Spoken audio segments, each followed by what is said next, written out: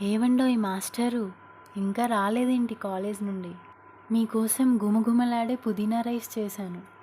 అబ్బబ్బా! ఈ స్మెల్ చూస్తుంటే మీరొచ్చేలోపు నేనే తినేసేలా ఉన్నా.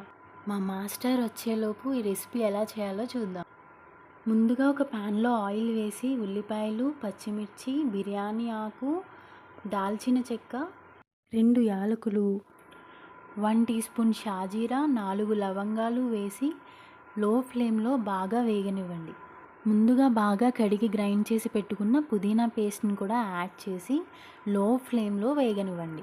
పొడి పొడిలాడే రైస్ని కూడా యాడ్ చేసి పుదీనా పేస్ట్ అంతా బాగా పట్టేలా కలపండి.